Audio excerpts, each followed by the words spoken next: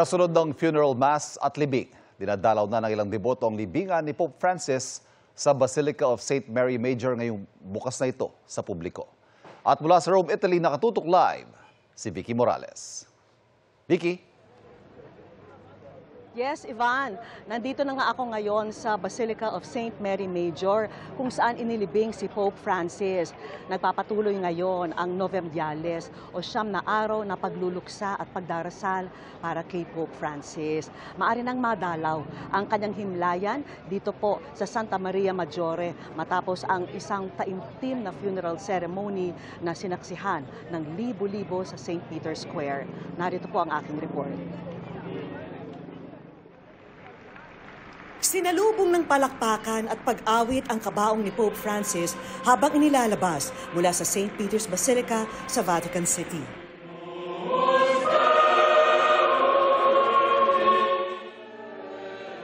Pagkalapag ng kabaong sa espesyal na altar sa St. Peter's Square, sinimulan ang taimtim na funeral mass na pinangunahan ni Italian Cardinal Giovanni Battista Re, ang Dean ng College of Cardinals. Dinasalan at binasbasan ang kabaong ng Santo Papa. Sa kanyang homily, nanawagan si Cardinal Re na sana'y manatiling buhay ang pamana ng Santo Papa, ang pag-aalaga sa mga migrant, downtrodden o nasa laylayan ng lipunan at sa kalikasan. Inulit din niya ang ilang beses na panawagan noon ni Pope Francis na sana tapusin na ang mga gera. Sa taya ng Vatican, mahigit 250,000 ang dumalo sa seremonya. Pagkatapos ng funeral mass, muling ipinasok sa St. Peter's Basilica ang kabaong ni Pope Francis. Inilabas ito sa ibang pintuan saka isinakay sa puting Pope Mobile. At iprinosisyon sa 4 na kilometrong ruta sa Roma.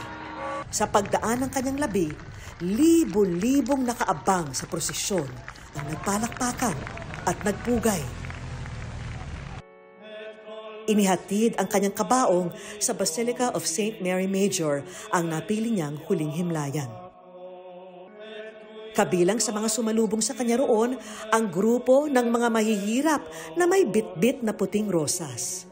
Pagpasok ng kabaong sa Basilica, pinangunahan ng Camerlengo na si Cardinal Kevin Farrell ang burial. Pribado ito na dinaluhan ng mga cardinal at cleric. Nilagyan ng Cardinal Farrell ng seal ang kabaong at sumaludo ang Swiss Guards. Alinsunod sa habilin ng Santo Papa, inilibing ang kabaong ni Pope Francis sa puntod na payak at may inscription lang na Franciscus. Sa pagbasbas ni Cardinal Farrell sa kabaong, magpugay ang mga cardinal at cleric. Ngayong araw, ilang deboto ang nakita ng dumalaw sa libingan ni Pope Francis, lalo't binuksan na ito sa publiko. Tanda rin ito ng simula ng Novemdiales o 9 na araw na pagluluksa at pananalangin. At yun na nga, kasama ang mga kardinal na Pilipino sa mga nakiisa sa funeral mass at burial ceremony para kay Pope Francis. Gaya na Luis Antonio Cardinal Tagle na kinamusta ko sa Pontificio Collegio Filipino, kung saan nagdao siya ng isang misa. Pater, et Filius, et Spiritus Sancti. Saktong isang linggo ang nakalipas mula nang pinangunahan ni Pope Francis ang Easter Mass sa St. Peter's Square. Nandito po tayo ngayon sa Pontificio Collegio Filipino. Dito po naninirahan ang mga kardinal kapag nandito sila sa Roma. At dito rin pangungunahan ni Cardinal Tagle ang isang misa. Kapansin-pansing nangayayat siya mula nang mawalan siya ng isang itinuring niyang mahal na kuya at gabay. Pagkatapos ng misa, magiliw siyang kinamusta ng mga bisita. Kasama na ang kapuso nating si Jessica Soho. Maging ang Pilipinong chef na si Jessie Sinsioco na ipinagluto ang Santo Papa nung bumisita siya sa Pilipinas. Ano bang paborito ng Santo Papa? Roast beef, roast beef. Roast beef, oh, talagang grabe yung roast beef. Talagang sabi niya, enjoy na enjoy siya doon.